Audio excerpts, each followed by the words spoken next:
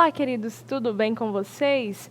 Bom, eu sou a professora Débora Lívia e estou aqui com você de casa para mais uma aula de língua portuguesa. Prepare o seu caderno de anotações, o seu material de estudos, porque a partir de agora nós aprofundaremos, os nossos conhecimentos sobre os verbos, função e flexões, tá bom? Então vamos lá. Nas aulas anteriores, eu mencionei o seguinte: verbos são palavras. Numeral também é palavra, pronome é palavra, substantivo é palavra, adjetivo é palavra. Qual é a diferença do adjetivo para o verbo, do substantivo para o verbo? Todos eles são palavras, mas cada classe de palavras apresenta características distintas, ok? Então, o verbo tem característica de verbo. Eles indicam, são palavras usadas para afirmar algo sobre um ser, podendo designar ou indicar ação, estado ou fenômeno da natureza. E os verbos são verbos porque expressam modo, pessoa, número, tempo e voz. Tá? Os modos, eles podem ser indicativo, subjuntivo ou imperativo. Pessoa, primeira, segunda ou terceira pessoa. Número, singular ou plural. Tempo, presente, pretérito e futuro e suas variações, tá? E voz, voz ativa ou voz passiva. Voz ativa, só para efeito de esclarecimento, para desencargo de consciência, a voz ativa é quando o sujeito pratica a ação. Então, se eu digo assim, Débora falou, o sujeito Débora, a pessoa Débora praticou a ação de falar. Aurismar estudou, o aluno estudou, então ele pratica uma ação. É diferente da voz passiva, que é quando o sujeito sofre uma ação. Mas isso será explicado posteriormente, tá? Então, os verbos eles possuem três terminações, também chamadas de pessoas gramaticais. Nós temos a primeira conjugação, que são os verbos podem ser conjugados em primeira, segunda e terceira pessoa. E nós temos três terminações, também conhecidas como três conjugações. Quais são elas? Primeira conjugação AR, ou seja, todos os verbos terminados em AR fazem parte do grupo da primeira conjugação, ok? Então, nós temos exemplos: saltar, amar, pular, estudar, cantar, falar, brincar. Por aí vai. Eu acredito que você aí de casa certamente pensou em diversas possibilidades em uma lista de verbos de primeira conjugação. Depois nós temos os verbos de segunda conjugação, que são todos os verbos terminados em ER, tá? Exemplo de verbo terminado em ER: correr, viver, fazer, aprender, acontecer. O que mais? Temos várias possibilidades. E a terceira conjugação são os verbos terminados em IR.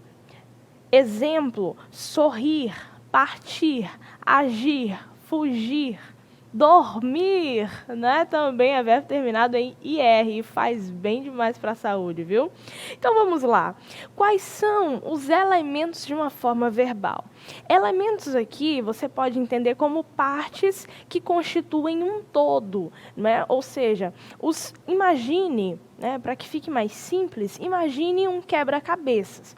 Ele já vem com espaços, vazios, que são preenchidos por partes da outra peça.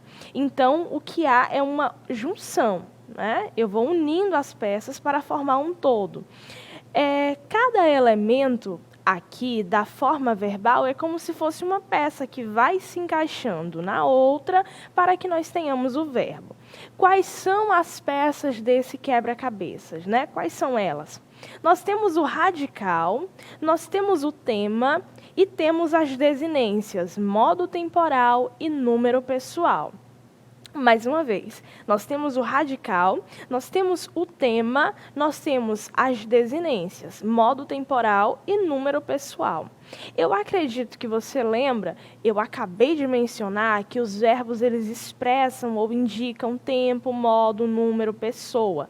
Então, observe, já antecipando aqui, a desinência modo temporal é aquela parte, aquele elemento, aquela peça que indica o quê? O modo, se o verbo está no indicativo, no subjuntivo ou no imperativo, e o tempo, se ele está no presente, no pretérito ou passado, no futuro.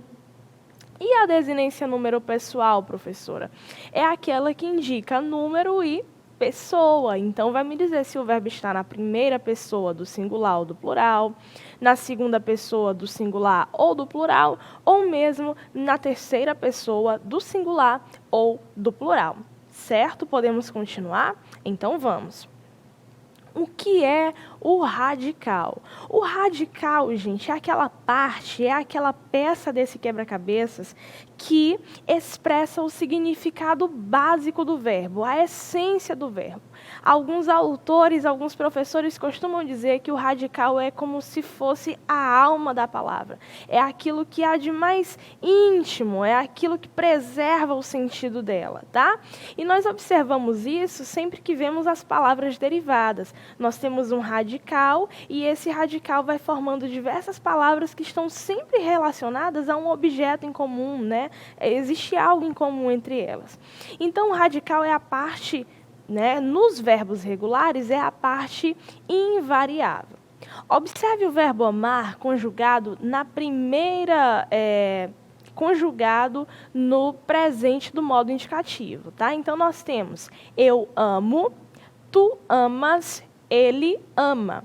Nós amamos, vós amais, eles amam. Qual é essa parte que não varia de modo algum? Qual é essa parte que permanece invariável? Eu marquei para que você veja com clareza. Olha só. AM, AM, AM e assim sucessivamente, tá? Quando nós vamos para os outros tempos, acontece a mesma coisa. Eu amei, tu amaste, ele amou, nós amamos, vós amastes, eles amaram. AM, AM, AM. Vamos agora para o futuro do presente, né? Eu amarei, tu amarás, ele amará, nós amaremos, vós amareis, eles amarão. Então, o AM, ele continua lá. Ele é, portanto, o radical, parte invariável que preserva o sentido da palavra. Professora, isso também acontece nos verbos de segunda e terceira conjugação? É claro que sim. Deixa eu te mostrar. Olha só. Correr. Eu corro, tu corres, ele corre. Nós corremos, vós correis, eles correm.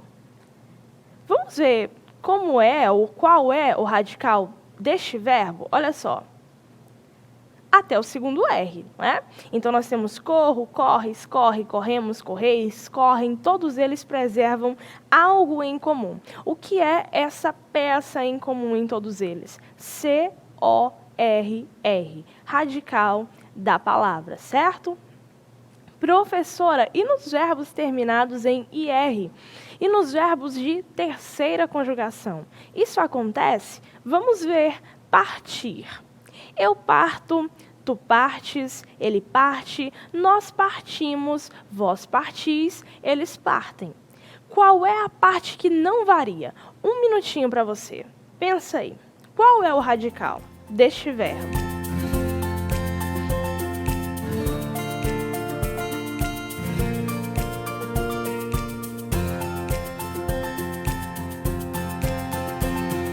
Ficou muito fácil, né? Parece que eu estou ouvindo as vozes de vocês em algum lugar dizendo para mim que é P-A-R-T, não é? Essa primeira parte.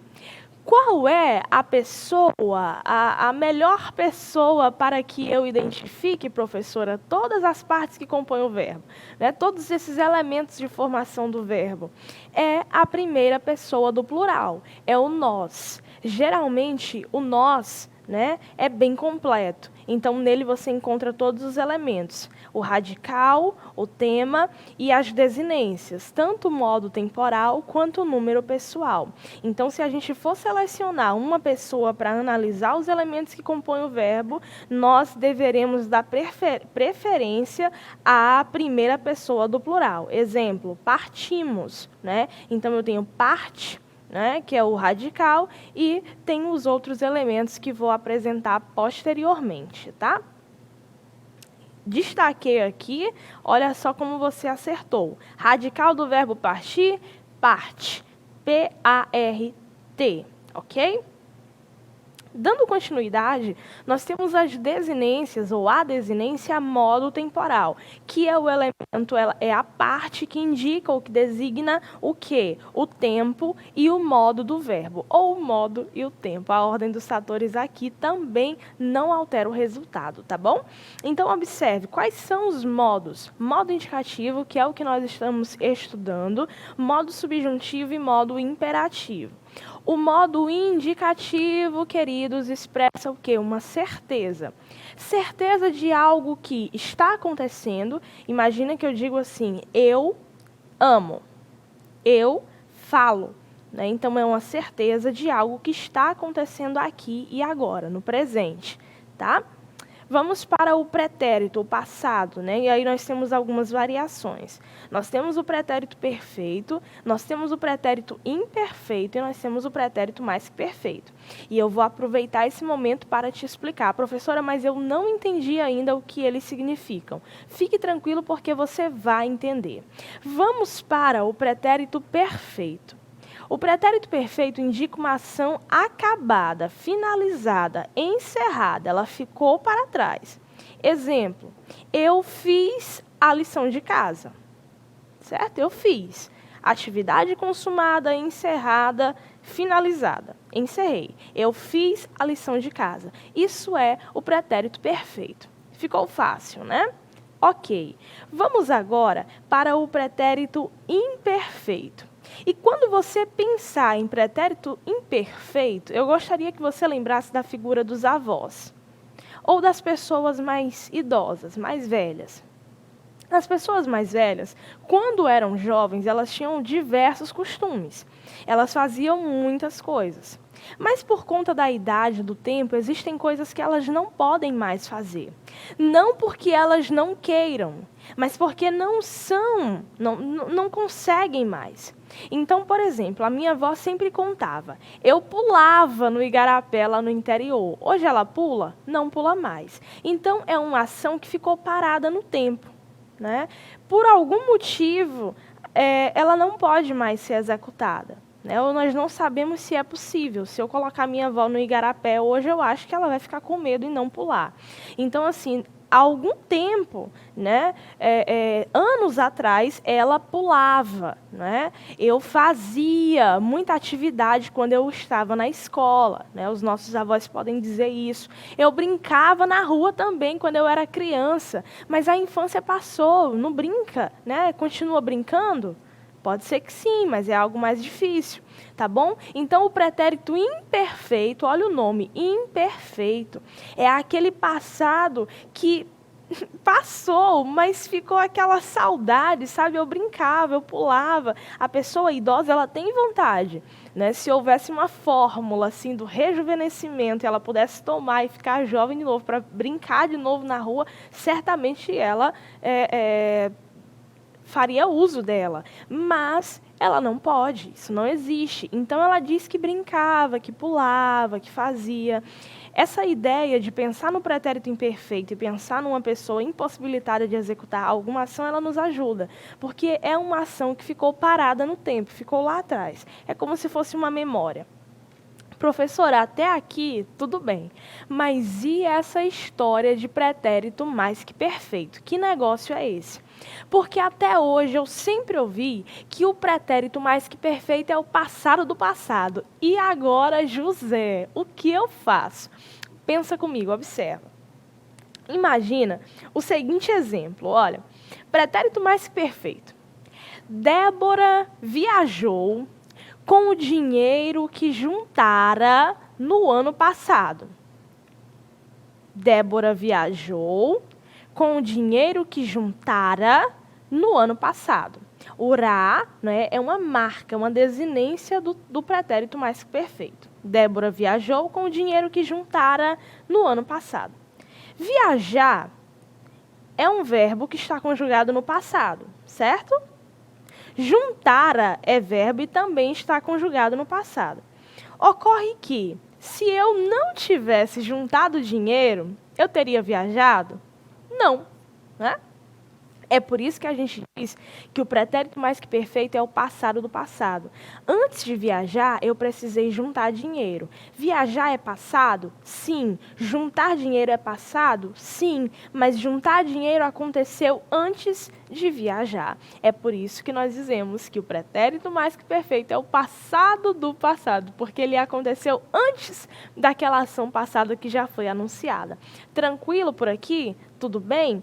Agora, nós temos ainda, né, falando sobre a desinência modo temporal, nós temos ainda o futuro.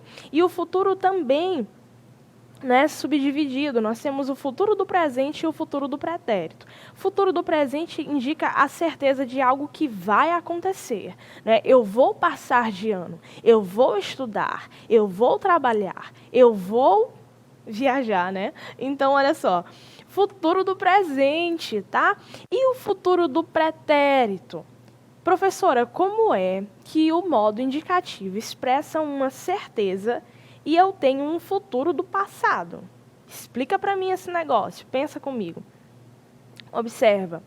Eu sairia de casa se estivesse vacinado. Ou seja, se eu estivesse vacinada, ou você estivesse vacinado, você tinha certeza de que poderia sair. Eu sairia para passear se a pandemia tivesse acabado. Ou seja, você tem certeza que se não houvesse pandemia, você estaria brincando no Parque da Cidadania à noite.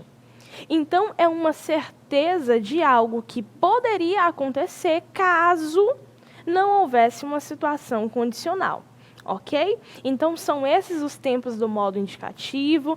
Quando nós observamos os sentidos, fica muito mais fácil compreender, fica muito mais fácil entender. E nós precisamos entender a língua portuguesa não como um sistema de regras, sabe? Aquela coisa bem rígida. Não, elas facilitam a nossa vida, melhoram a nossa convivência, nos ajuda a sermos mais claros, objetivos, diretos, dinâmicos, interativos, tá bom? Nas nossas relações pessoais. Então, lembre-se, o sentido das coisas, como diz Carlos Drummond de Andrade, mora longe. Eu preciso resgatar o sentido para entender o que eu estou vendo, o que eu estou lendo, o que eu estou fazendo, até mesmo o nosso modo de agir é texto também, tá? Então, eu tenho aqui exemplos de verbos conjugados. Olha só, eu amo, eu corro, eu sorrio, né? Sorrio, tá? Eu trabalho, eu estudo, eu descanso. Ações que acontecem no presente do modo indicativo. E agora, nós temos também, trouxemos aqui, estou destacando, algo que é muito recorrente, uma dúvida, né, das pessoas. Geralmente, elas trocam o am pelo ão, né? Então, observa, quando usar AM e quando usar AO, né? Com tio, ão. Usa-se AM em verbos no passado. E o ão, professora, verbos no futuro. Olha que coisa simples. Então, pense, eles escreveram uma história ontem. Se eu coloco AM, significa dizer que a história já foi escrita.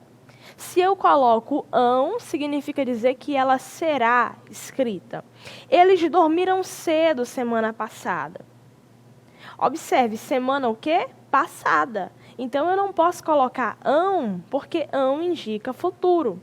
Logo, eu preciso colocar o quê? AM. Eles dormiram cedo semana passada, ou na semana passada.